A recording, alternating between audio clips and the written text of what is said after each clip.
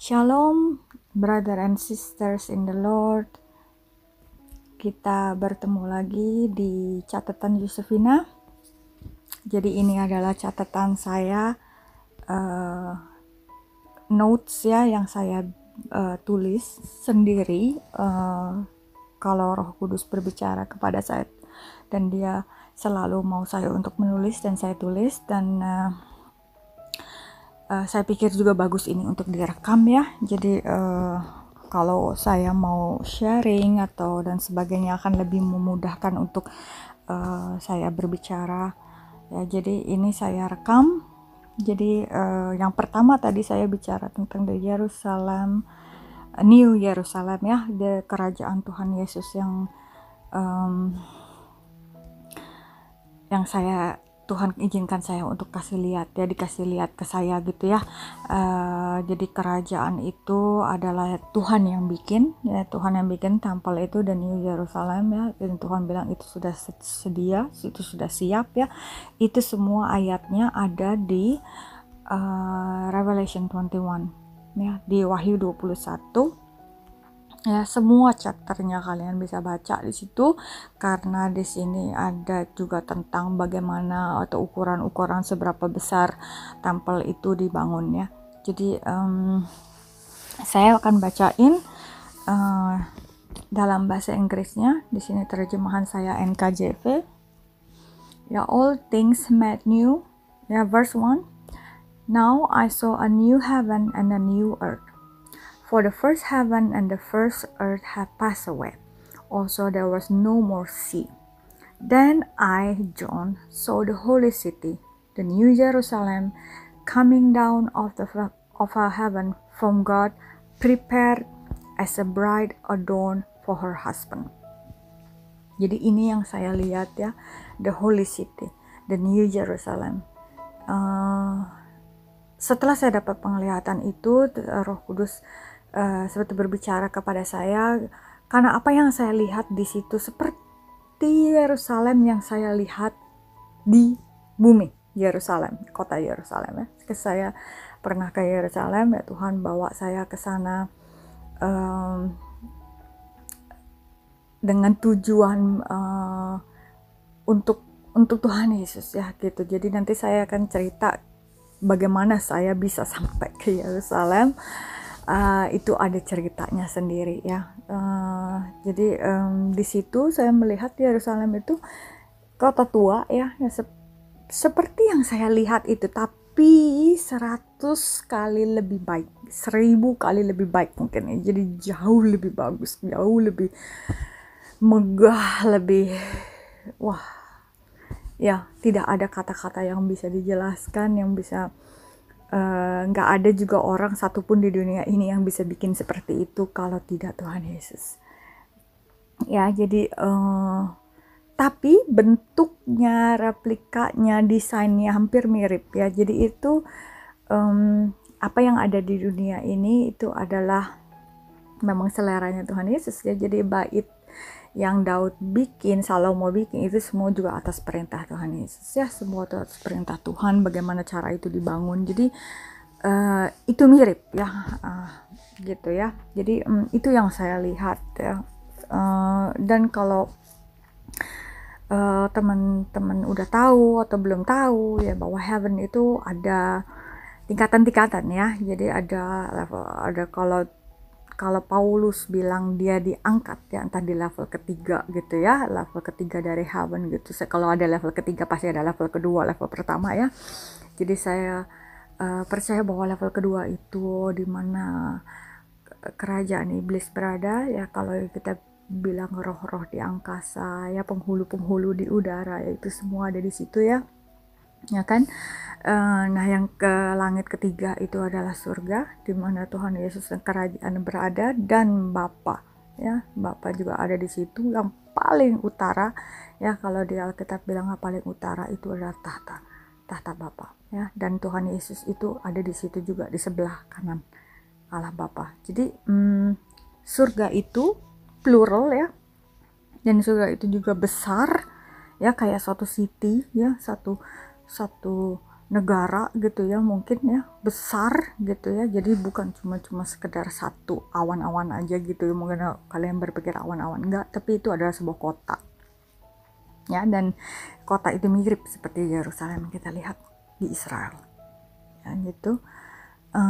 Dan di situ ada Garden of Eden, di situ ada Mount Zion ya, itu ada apa namanya, di mana Tuhan Yesus dan kerajaannya itu berada ya. Di situ juga dibilang, kalau kalian baca di Psalm 110 ya, tentang kerajaan Tuhan ya, the city of a great king ya. Di situ tahta Tuhan, the Lord of Hosts ya, di situ penghuni-penghuni surga semua tinggal, ada congregation dan sebagainya, itu semua ada di situ. Jadi nanti kita bisa bahas lebih detail untuk itu separate ya. Tapi hari ini saya mau bacain apa yang saya lihat sebelumnya, yaitu The Kingdom of Jesus ya. Ini ada di Wahyu 21, saya lanjut ayat kedua. Then I, John, saw the holy city, the New Jerusalem, coming down from heaven, from God, prepared as the bride adorned for her husband. Ya, ini yang Tuhan juga katakan secara persis ya, apa yang Tuhan katakan kepada saya di penglihatan itu. Ini ada firman-Nya di sini. Jadi ini juga bukan saya mengada-ngada, ini bukan saya baca dulu terus habis itu saya bilang saya dapat penglihatan, enggak gitu ya. Jadi Roh Kudus memang yang menuntun saya, dan ini juga saya harus hati-hati bagikan ya, kalau segala sesuatu yang tidak scriptural ya, tidak ada ayatnya, itu ya saya nggak tahu ya, tapi semuanya harus berpegang kepada ayat firman Tuhan, itu yang saya pegang ya. Semuanya itu sudah tertulis dari Alfa, Omega ya, Alfa dan Omega itu semua sudah tertulis ya. Jadi di luar itu saya nggak bisa jamin, tapi semua yang sudah tertulis di dalam Alkitab itu pegangan kita. Oke. Ayat ketiga. And I heard a loud voice from heaven saying, Behold, the tabernacle of God is with men, and he dwell with them, and they shall be his people. God himself will be with them and be their God. And God will wipe away every fear from their eyes. There shall be no more death, no sorrow, no crying. There shall be no more pain, for the former thing has passed away. Then he who sat on the throne said, Behold, I make all things new. And he said to me, Write, for these words are true and faithful. Ini Tuhan yang bilangnya, bukan saya.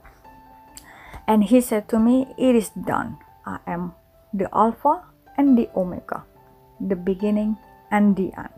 I will give of the fountain of the water of life freely to him who thirsts. This is the fountain, the one I saw.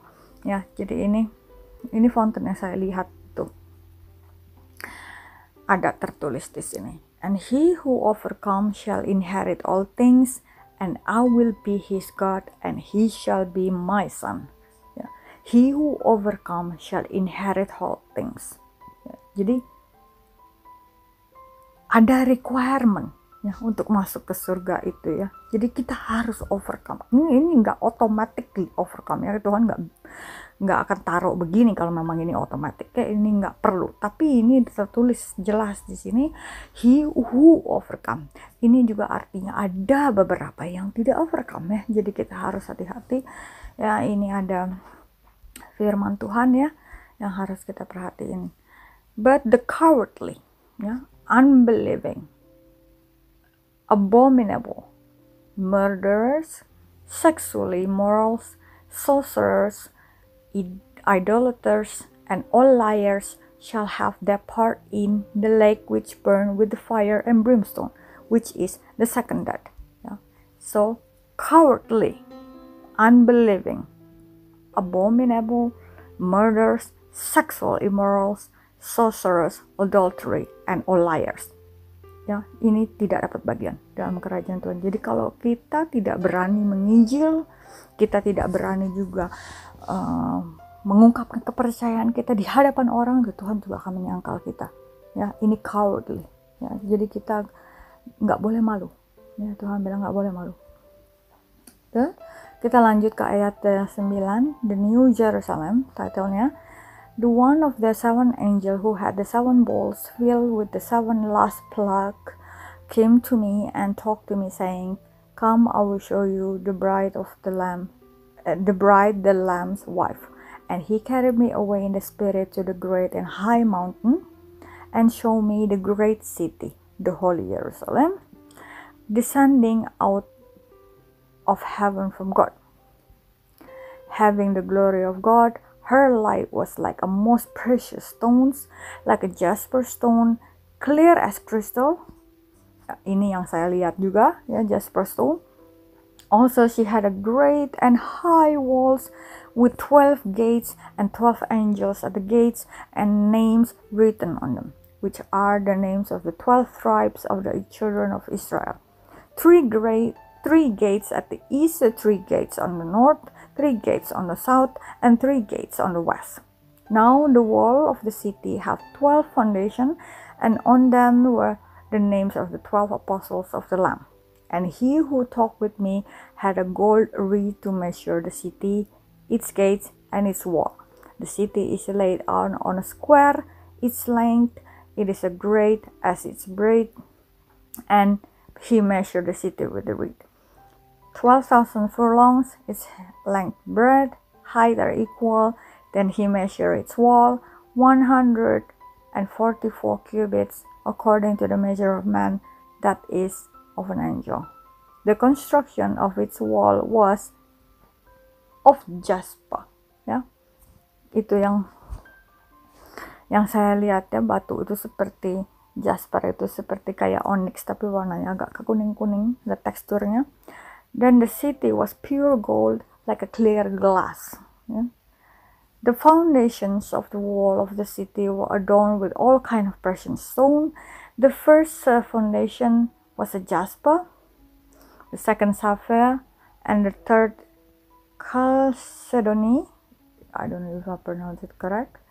The fourth emerald, the fifth sardonyx, the sixth sardius, the seventh chrysolite, the eighth beryl, the ninth topaz, the 10th chrysoprase, and the 11th jacinth, and the 12th amethyst.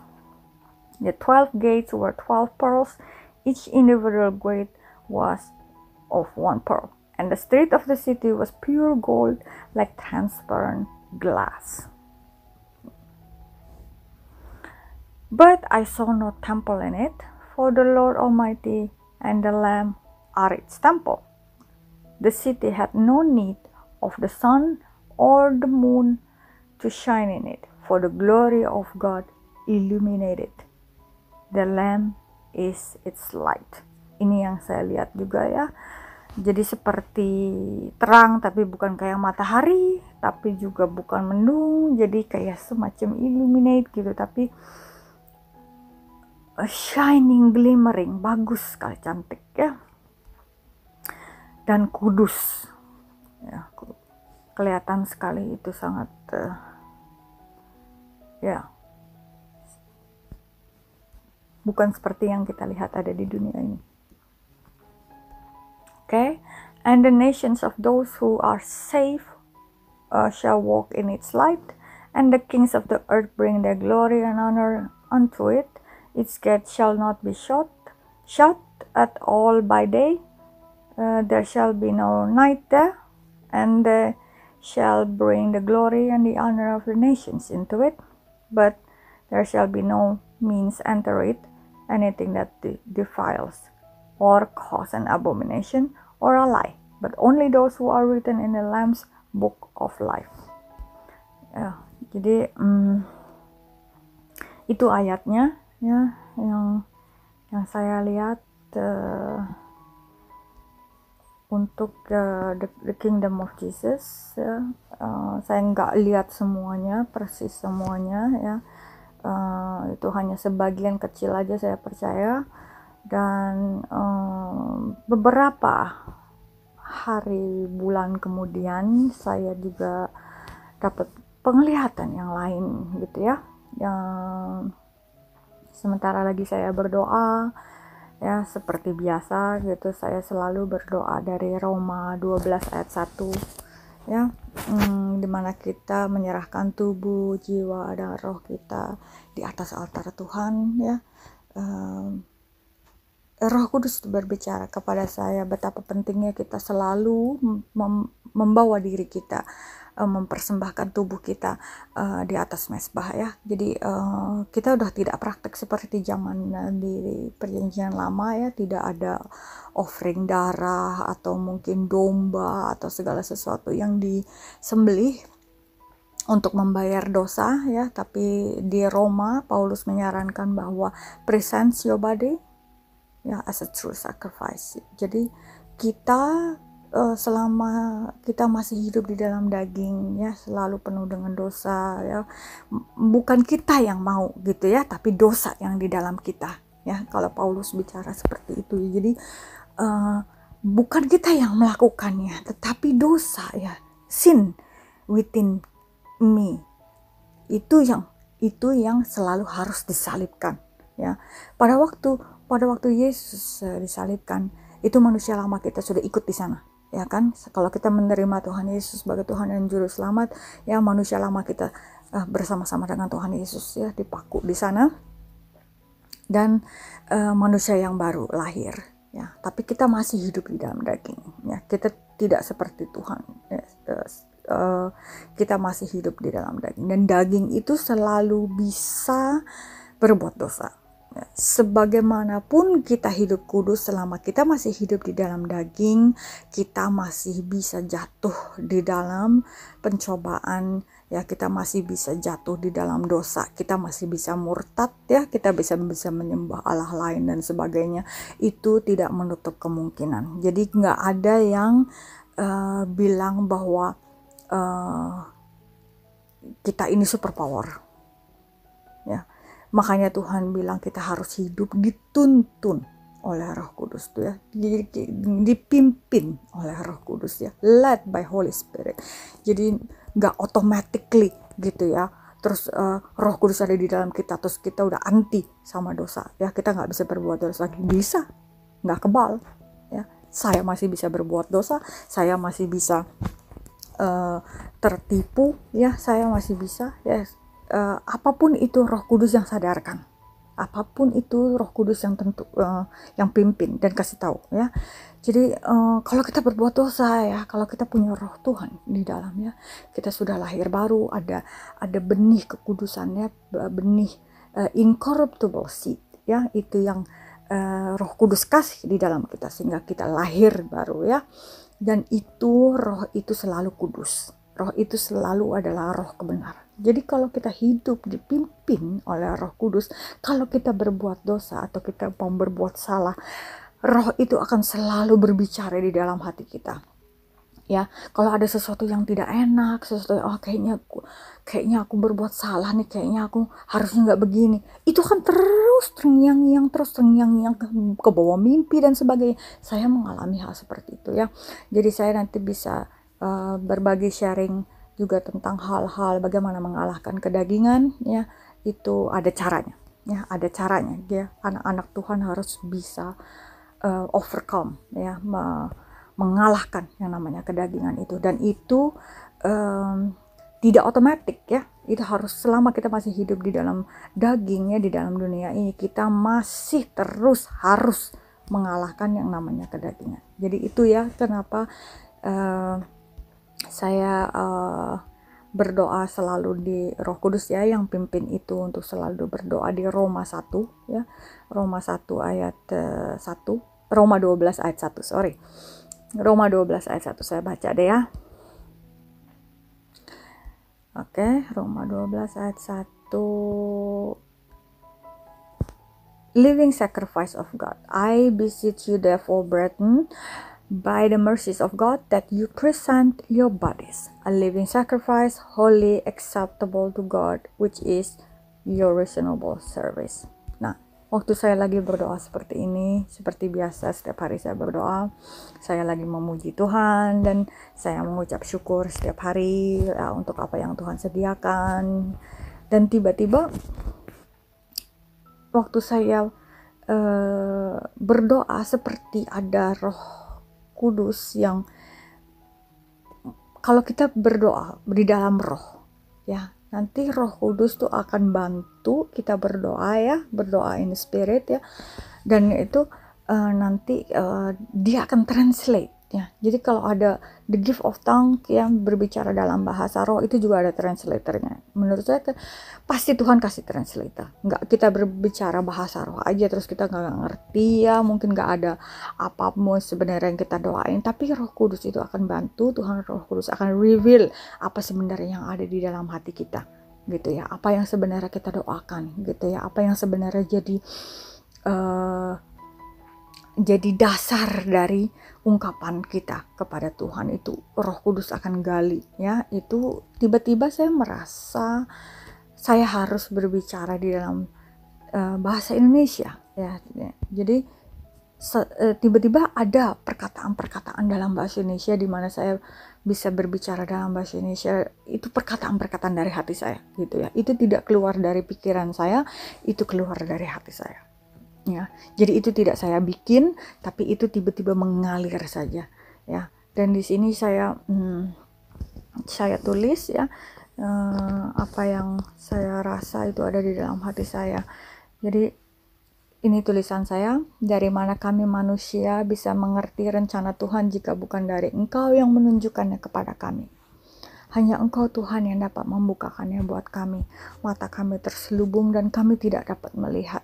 Tidak ada yang dapat membuka selubung itu jika bukan karena Engkau Tuhan.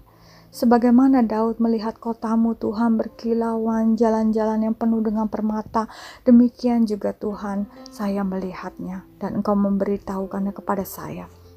Semua itu karena Engkau ya Tuhan, Roh Kudus-Mu yang menyatakannya supaya saya dapat melihatnya. Celakalah kami manusia ciptaan-Mu yang tidak dapat mengerti dan melihat apa yang telah Kau sediakan buat kami. Bagaimana dapat kami mengerti ya Tuhan? Dan saya menangis. Engkau membiarkan mata kami terselubung dan Engkau mengeraskan hati kami. Dan apa yang harus saya katakan kepada mereka Tuhan supaya mereka boleh percaya? Bagaimana saya harus berbicara kepada mereka? Dan Roh Tuhan menjawab kepada saya, berikan kepada mereka pengharapan. Pengharapan yang suatu yang lebih baik dari surga yang Tuhan sediakan buat kita. Tuhan berbicara, give them hope, talk about hope. Dan Roh Kudus mengarahkan saya, pengharapan itu tidak pernah mengecewakan dan tidak pernah menjadi sia-sia. Seperti Tuhan tidak pernah mengecewakan saya sepanjang hidup saya, demikianlah saya harus bersaksi dan berbicara. Just like God still have hope on humankind and sent His only Son. Demikian pengharapan dari Tuhan buat yang percaya dan berpegang teguh kepada pengharapan dan tidak akan dikecewakan. Dan Tuhan mengerti hati manusia yang takut berharap karena takut dikecewakan. Tetapi ada tertulis. Di sini saya berikan Yeremia 17 ayat 7 ya, dalam terjemahan NKJV. Blessed is the man who trusts in the Lord and whose hope is the Lord. For he shall be like a tree planted by the waters, which spread out its roots by the river, and will not fear when heat comes. But its leaf will be green, and will not be anxious in the year of drought, nor will cease from yielding fruit. Dan satu ayat lagi di 1 Yohanes 3 ayat 3. And everyone who has this hope in him purifies himself just as he is pure. Ya, orang yang menaruh pengharapannya kepada Tuhan akan terus menghasilkan buah dan mengkuduskan dirinya. Sebab Tuhan adalah kudus. Dan setelah Roh Kudus menjelaskan, saya seperti melihat sebuah pohon. Ya, pohon yang besar. Dan tidak ada pohon lain di sekitarnya. Pohon itu sendiri tapi besar. Lalu aku melihat dan bertanya, what is it? What is it, Holy Spirit? What is it? Apakah ini pohon kehidupan? And then he replied, yes, it is. The tree is green and some of the leaf fell on the ground. It has light color on leaves, sometimes yellow or glowing. It has fruit and the fruit is big. Di sebelah dari pohon itu ya ada kayak semacam sungai kecil ya.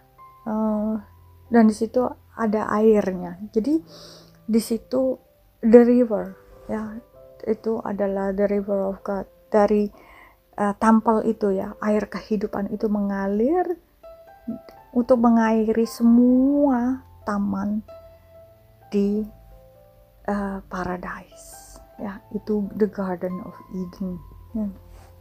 Jadi yang saya lihat itu the Garden of Eden. Karena kalau kita baca di Genesis ya, di kitab Kejadian gitu, bisa baca sendiri bahwa pohon kehidupan itu ada di Taman Eden ya. Dan di sini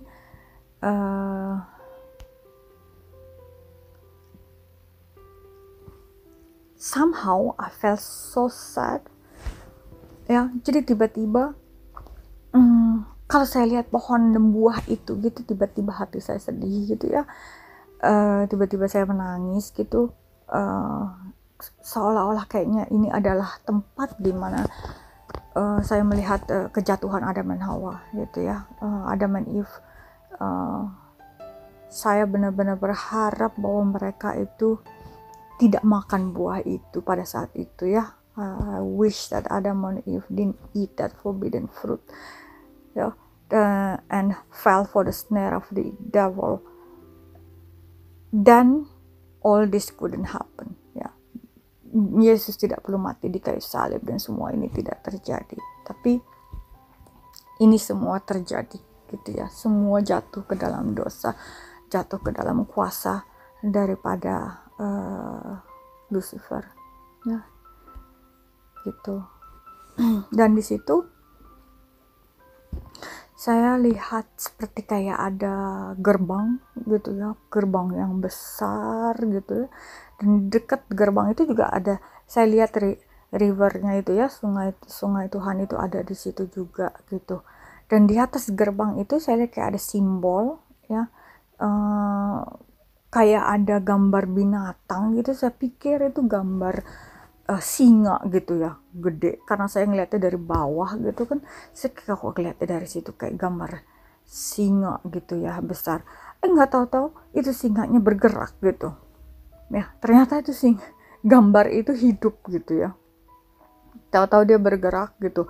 Terus saya tiba-tiba ngomong, oh it's alive gitu. Terus tiba-tiba itu binatang itu bilang, yes I'm alive ya. Terus saya pikir, ini mungkin Syarub ya gitu ya, makhluk-makhluk yang ada di surga itu gitu, atau something else ya yang saya nggak tahu. Tapi saya pikir itu kayaknya Syarub mungkin ya, karena tiba-tiba dia bisa hidup gitu ya. Terus saya baca gitu ya di dalam firman juga kan, kita tahu bahwa who makes his angel spirit, his ministers a flame of fire, itu ada di Mazmur 104 ayat 4 ya. Semua angel, semua creature ya, ada serub, serubim, serafim dan sebagainya, itu semua Tuhan yang ciptakan ya. Semua itu untuk melayani Tuhan gitu ya. Jadi Tuhan yang ciptakan itu. Dan sewaktu selesai penglihatan itu, saya lihat ada penglihatan lain lagi gitu ya. Penglihatan lain itu saya lihat jalan gitu ya. Jalan itu waktu itu saya lagi membuka ayat tentang bagaimana Lucifer jatuh gitu ya, di dalam segala kemuliaan yang Tuhan sudah ciptakan buat dia gitu ya. Dia ditempatkan di Garden of Eden itu ya. Dengan segala kemegahannya ya, dia punya sayap yang begitu luar biasa yang menutupi kemuliaan Tuhan di situ. Tapi dia jatuh ya, itu ada di Yesaya 14 ya ayat 12. ayat 12 sampai 14 ya, bisa baca nanti. Tapi di situ kan dia berjalan ya into the fairy stones ya. Saya lihat itu ya. Jadi jalanan itu penuh dengan batu permata gitu. Jadi susah untuk saya bisa jelaskan dengan kata-kata ya. Tapi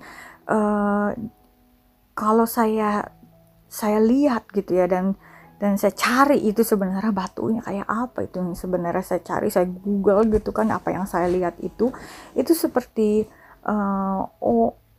fiery stone ya, itu seperti ada warna-warni gitu ya, ada putih, ada merah gitu ya, tapi itu bersinar sekali gitu ya. Itu kalau kalian mau cari sendiri, cek sendiri ya, kalian bisa Google itu. Dan di situ di jalanan itu ada safir, ada ruby, ada, bayangin itu ada di jalanan gitu.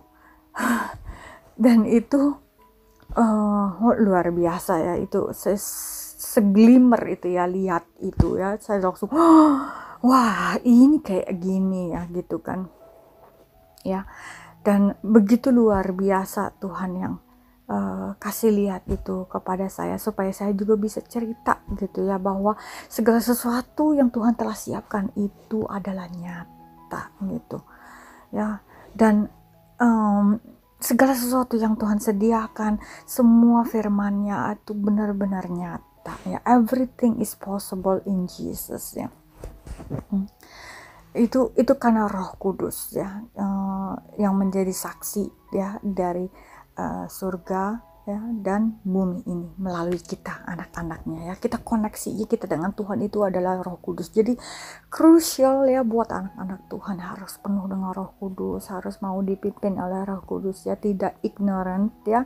Dan dipimpin oleh Roh Kudus itu bukan berarti walking by feeling ya, walking by what we taste, hear, sense ya, five sense itu ya, bukan ya, itu carnal, itu duniawi. Jadi kalau kita masih dipimpin oleh based on what we are feeling, based on what we are touch, we are seeing physical eyes ya, what we can hear ya, itu kita masih carnal ya. Tapi dipimpin oleh Roh Kudus itu sesuatu yang berbeda ya. Roh Kudus itu adalah firman Tuhan sendiri ya. Jadi kita ini harus dipimpin oleh firman ini sendiri, karena Roh Kudus pasti akan selalu menuntun kita ke firman Tuhan, tidak ada yang lain ya. Roh Kudus itu akan selalu mengagungkan Yesus Kristus, tidak ada Allah lain, tidak ada Tuhan Yesus lain, cuman hanya ada satu ya gitu.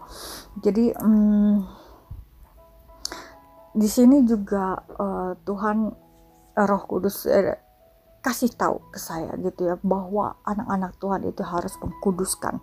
Dia punya mata ya, penglihatan ya, telinga dan mulutnya gitu ya. Jadi kalau misalnya kita fisikal ya, tubuh, jiwa dan roh kita ini masing-masing juga punya indera ya.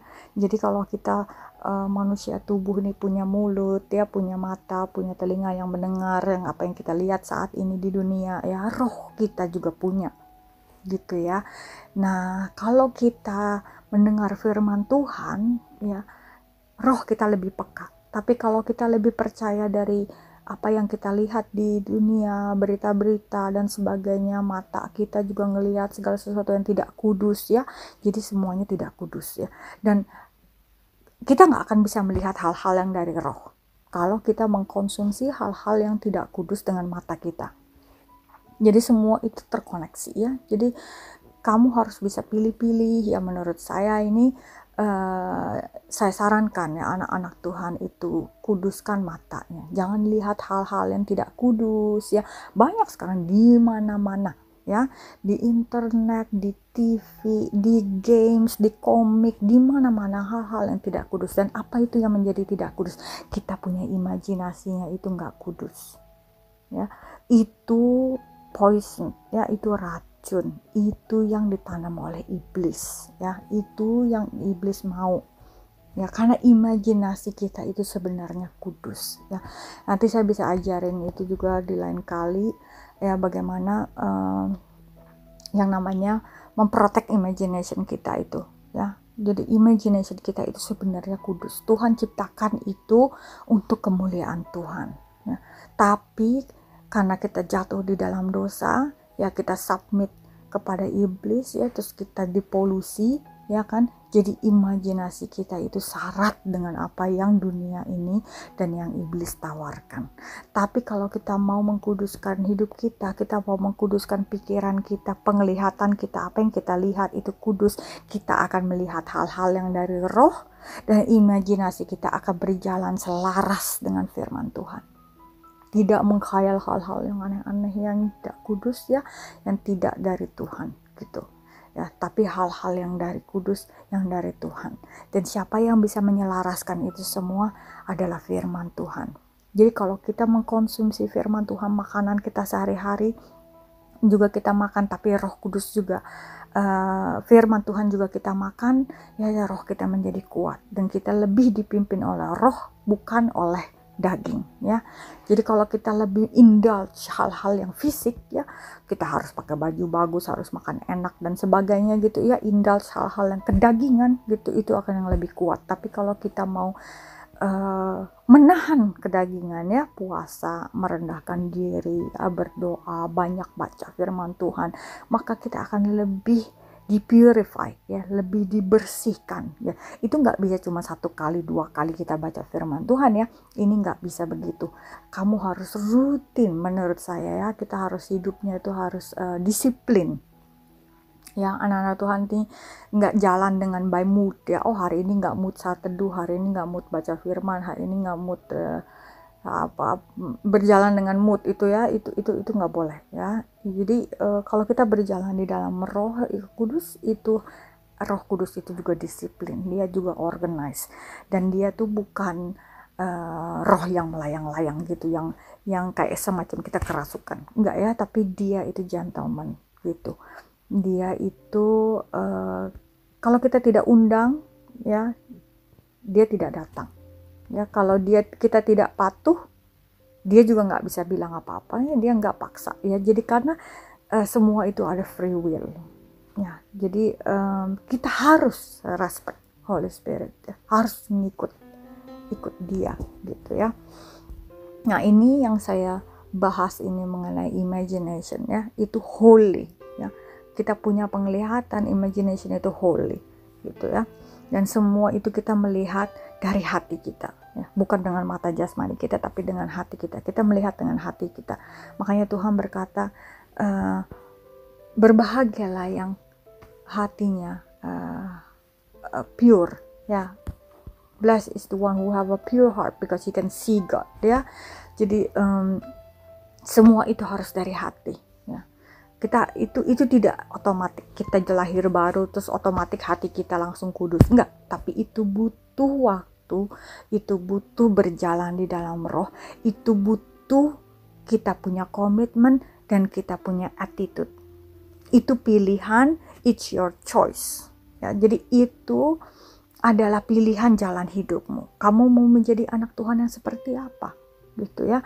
Itu adalah pilihan, itu tidak datang otomatis, ya. Itu kalau Alkitab bicara, you need to set your mind, ya. You need to set your heart, ya. Kalau kalian baca kitab Proverbs juga gitu kan, berjaga-jagalah hatimu, jagalah hatimu dalam segala kewaspadaan, karena dari situ terpancar kehidupan itu, ya. Jadi kalau kita mau melihat kehidupan yang dari Tuhan, ya, kita harus kuduskan hati kita. Kalau hati kita tidak kudus, imajinasi kita tidak kudus, pikiran kita tidak kudus, ya. Jadi semua itu sumbernya dari hati gitu, ya.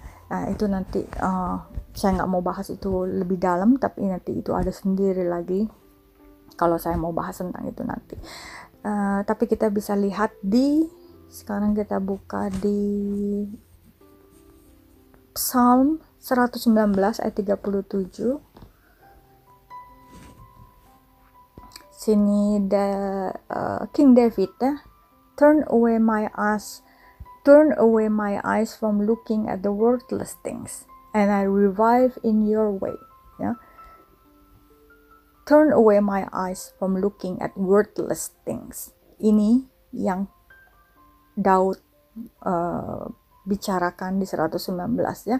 Kita ini harus menjadi doa kita juga ya. Turn away my eyes from looking at worthless things. Apa sih? Mungkin TV ya, mungkin komik, mungkin game ya, mungkin kalian yang suka masih terikat dengan porno dan sebagainya, hal-hal yang tidak kudus ya. Itu mata ya. Mata harus dikuduskan ya. Itu heart and worthless also, yang buang-buang waktu ya, yang tidak efisien gitu.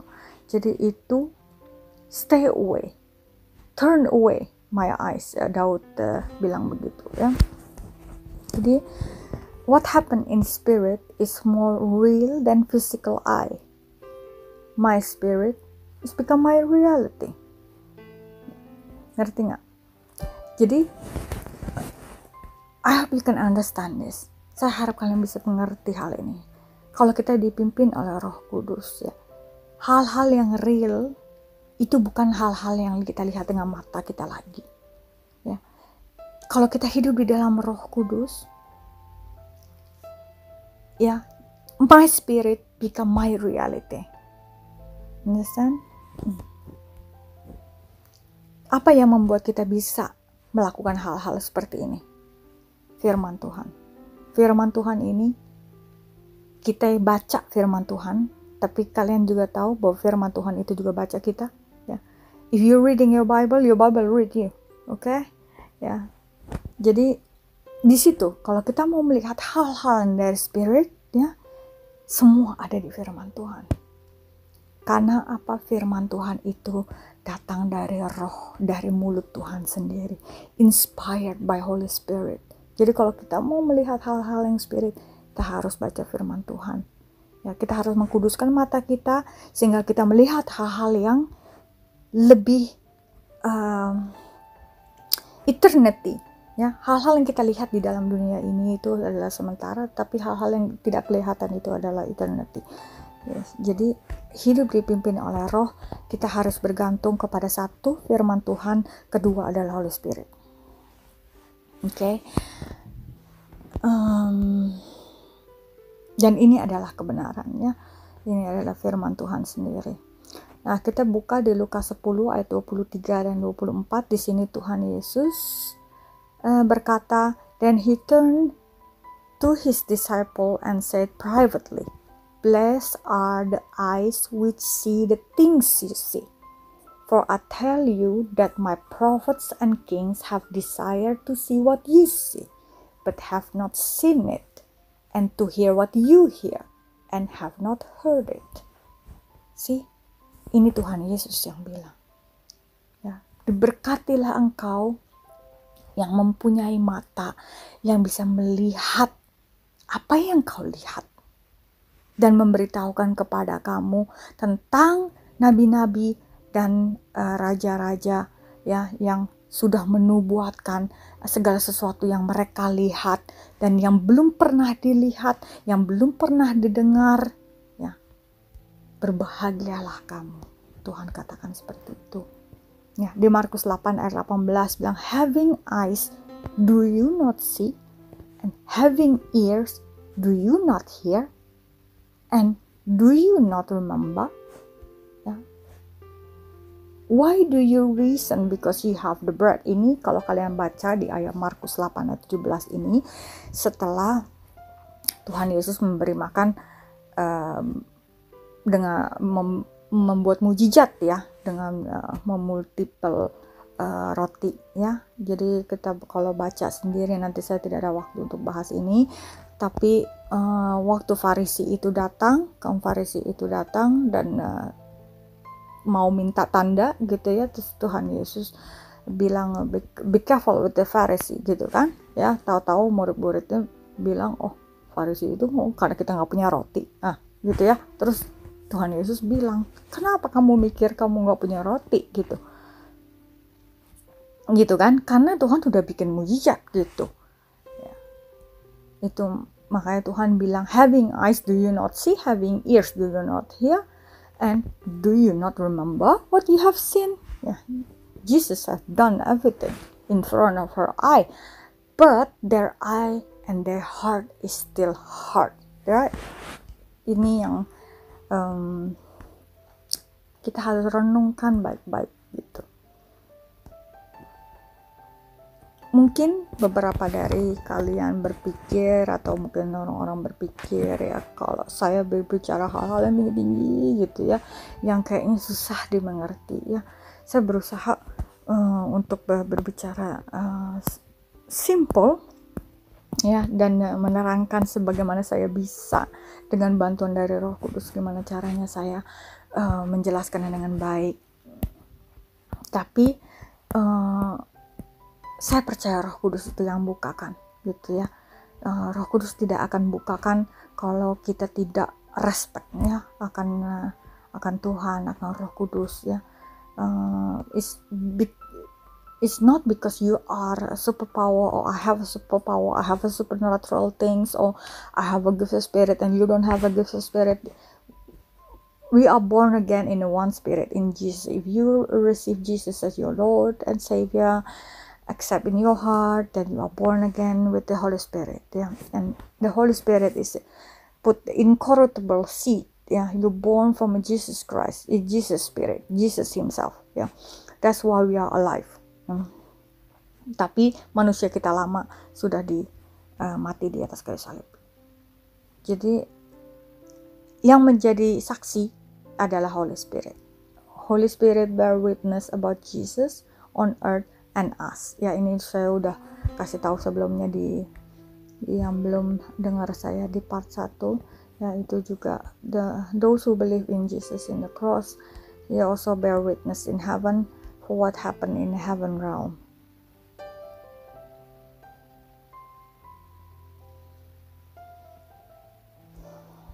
Nah, sekarang kita bicara tentang Roh Kudus ya. Roh Kudus, we have the Holy Spirit dwell in us, but it doesn't mean we can do whatever we want because He's still inside of us ya.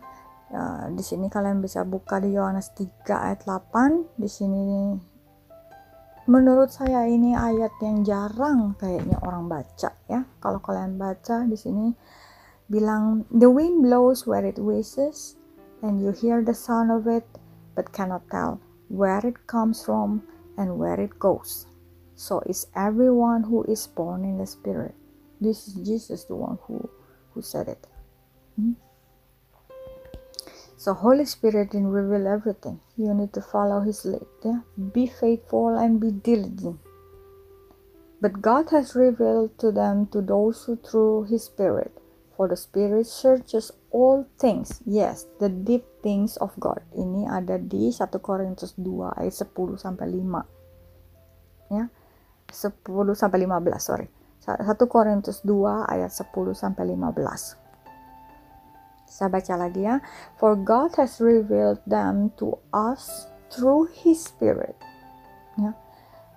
For the Spirit searches all things, yes, the deep things of God. For what man knows the things of man except the spirit of the man, which is in him? Even so, no one knows the things of God except the Spirit of God. Yeah, remember, He is the witness in heaven and in earth, in us. Yeah. Now we have received not the spirit of the world, but the Spirit whom is from God, that we might know the things that have been freely given to us by God. These things we also speak, not in words which man's wisdom teaches, but which the Holy Spirit teaches. The Holy Spirit teaches, yeah? Comparing spiritual things with spiritual.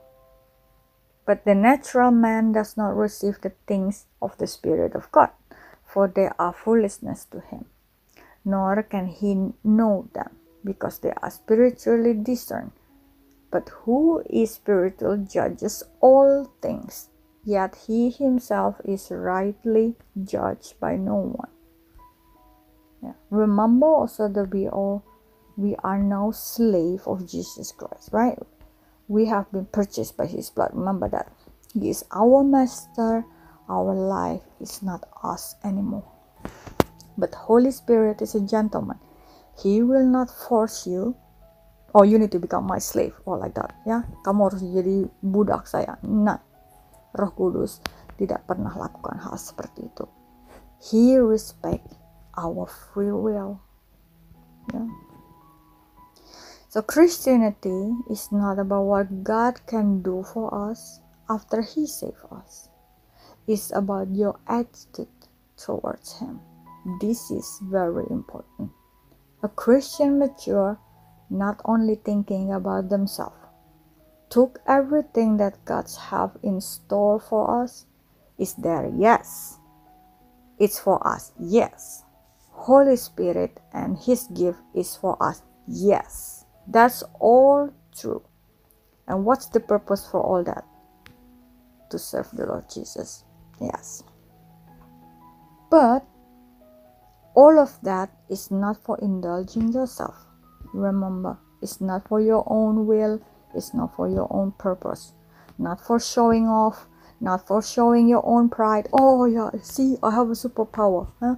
See what I did. See what I do. See what I have. Remember what the Lucifer fell for? All his gift is from God, to serve God. But why he think like that? Because he's greedy, yeah, full of pride. He only think about himself. He only think about his beauty and his power. It's too many I, yeah, too many pride. Pride is Prede, yeah, E in the middle. It's too much I. Yeah, that's why it become pride. Pride is still a number one sin. So it's be careful, be careful, be careful with pride. You need the Holy Spirit to discern. Whatever you hear, everything, someone boasting or someone pride, bragging himself, remember who is behind of those, the first sin coming from. Remember why Lucifer are like that, because of what he see himself, he able to do it. Yeah. He have the authority, he have his charming, he have a gift from God, but he use it for his own purpose. You see many people are doing like that these days, right? I'm not judging anyone, it's not allowed to judge, but you can see yourself. The Holy Spirit will help you to discern. If you are mature in God, you will know which one is good, which one is not, which one is from God, and which one is not. Okay? Because that is the devil wants us to think. Yeah. Especially we are Christians. Become like him, Lucifer. Take everything from God for ourselves. For our own purpose, to fill our greediness. Yeah? Fill up your own lust. You can relax. You're still on earth. You have right to do whatever you want. You can still live comfortable. You can still enjoy your life. Yeah. But remember, is it for your own lust or is it for the purpose of God? Remember, that kind of spirit is not from the Holy Spirit. It's a spirit of evil. It's full of deceit and it's so manipulative. Even in church. Don't underestimate the devil. He's too clever. He has been around for decades and centuries. He knows what he's doing. He knows all the word of God. Yeah. But watch out of his snare. He always use people to destroy you. He never come up himself. He always use people. See, we are living in the world. It's like a puppet. Yeah, we all being controlled by the unseen world. If you can understand this one between these two worlds, then you will understand what's going on here. Is controlled by the unseen. Yeah, the devil's kingdom is controlling everything. He got the power because of the leaders of the kingdom of heaven is giving power to him. We all submitting to him. We are direct from this world going to him. Yeah. But the one who is not born from this world, the one who have a citizen of heaven, see the fruits, it will be against this world. If you still live comfortable in this world,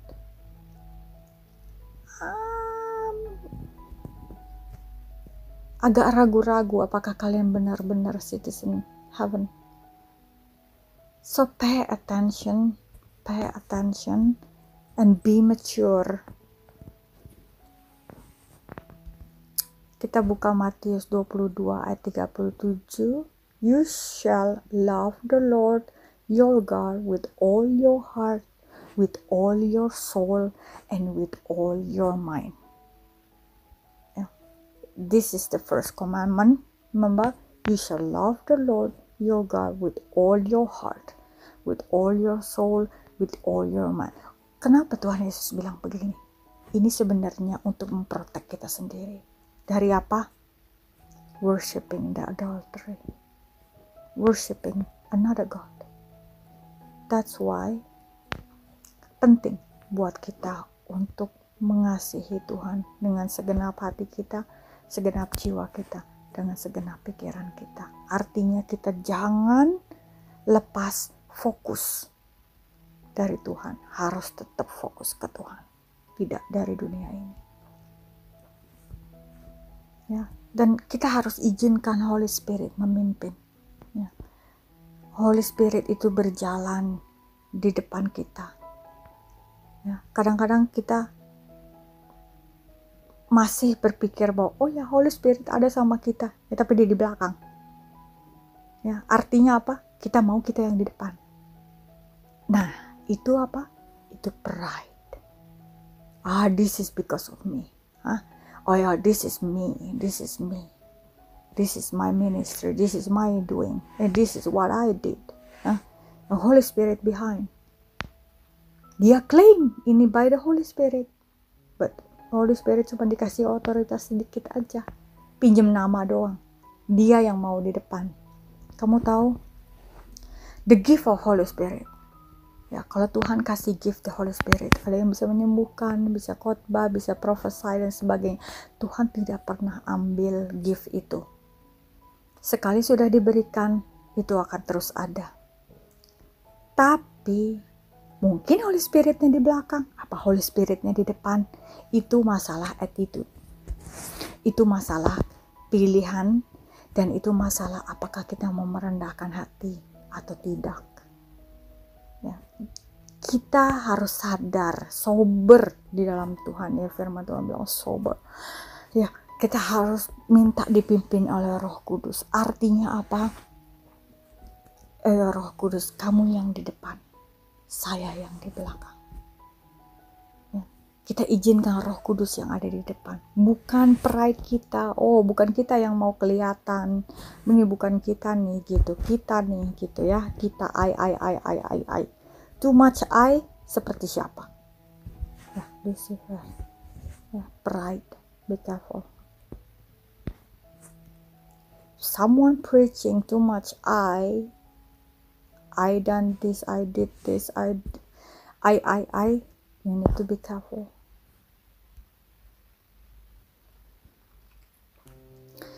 Colossians 3 verse 2. Ya. Kolose 3 ayat 2. Saya baca di NKJV. Set your mind on things above, not on the things on earth. Ya, ini yang Tuhan, firman Tuhan katakan. Kita set the things above, not the things on earth. Karena dunia ini akan hangus, dunia ini akan gak ada lagi. Apapun yang kelihatan saat ini akan semua hancur. Ya, jadi fokus on the things above. The one is unseen. Ya, fokus hal-hal yang dari spirit. Remember, Tuhan bilang set your mind. Jadi nggak otomatis, ya, nggak otomatis ini. Jadi it's your choice, it's your attitude, it's your heart towards God. Jadi itu yang saya bisa bagikan dari penglihatan saya awal tentang kerajaan Tuhan, ya. The New Jerusalem, the temple already ready and prepared, and the Garden of Eden. Kalian bisa baca di, ya saya buka di Mazmur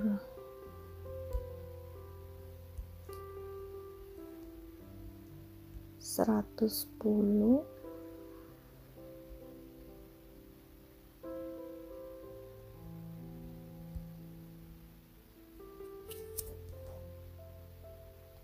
The Lord said to my Lord, sit at my right hand till I make your enemies your footstool. The Lord shall send the road to your strength out of Zion, rule in midst of your enemies. Your people shall be volunteers in the day of your power, in the beauties of your holiness, the womb in the morning, and you have the dew of your youth. The Lord has sworn and will not relent. You are a priest forever, according to the order of Melchizedek. This is Jesus, yeah. The Lord is at your right hand, and he shall execute kings, and in the days of his wrath he shall judge among nations. He shall fill the places with the dead bodies, and he shall execute the heads of many countries. This is ini Tuhan Yesus sebagai priest, ya. Melchizedek is a priest, a high priest. Kalau kalian baca ini di perjanjian lama dengan Abraham memberikan persepuluhan kepada the high priest of most high. Ini refer to Jesus, ya. And dia juga sebagai hakim. He shall execute kings in the day of his wrath. Ya, jadi nanti saya akan bahas juga tentang the judgment, ya, the king's judgment. Dan menurut saya anak-anak Tuhan ini terlalu santai, ya terlalu santai dan lupa akan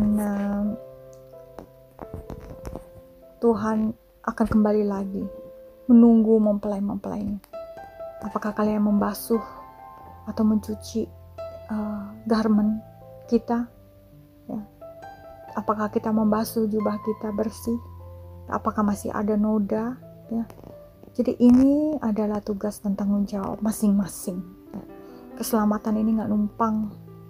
Keselamatan ini adalah tanggung jawab masing-masing. Dan bagaimana kita menjalankan hidup kita, waktu kita, apakah kita habiskan lebih banyak di hal-hal dunia? Apakah kita lebih banyak menghabiskan hal-hal yang berbau spiritual? Ya, itu pilihan kita sendiri. Tidak ada yang menghakimi. Itu pilihan kita sendiri. Tuhan yang menghakimi, bukan manusia. Ya, jadi rewards itu ada semua, masing-masing rewards ada di dalam Tuhan, ada di Tuhan, ya, reward kita masing-masing. Jadi apa yang kita jalani di dunia ini sekarang akan menentukan bagaimana hidup kita di akhirat, gitu ya, bagaimana hidup kita nanti di surga. Jadi apakah kalian mau menginvestasi waktu kalian untuk suatu hal-hal yang ada di dunia ini yang akan nantinya hancur, atau kalian mau menginvestasikan hal-hal di kehidupan kekal, ya, itu adalah pilihan kita masing-masing, ya. Baik siapa yang mendengar, siapa yang punya wisdom, ya, berhikmat, dia akan mendengar apa yang Roh Kudus katakan. Oke, sampai bertemu lagi di waktu selanjutnya. God bless you.